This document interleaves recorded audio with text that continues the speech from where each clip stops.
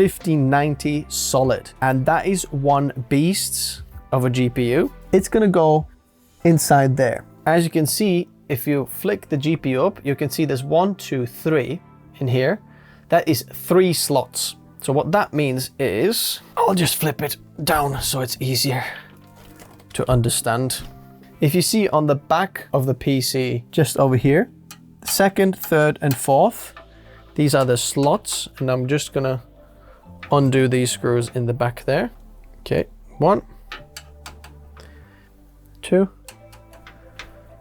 and 3. Take these cables on the side. Now these little slot covers, you can take them off.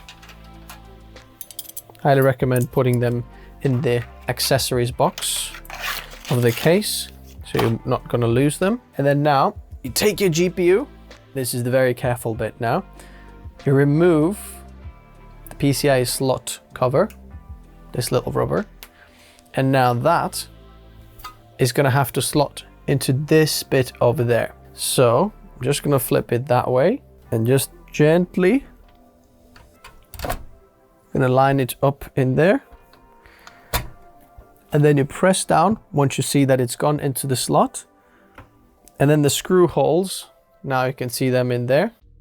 You put the same screws back. That's gonna hold the back of the graphics card there. Doesn't seem to move a lot, which means we might not even need a sag bracket. Okay,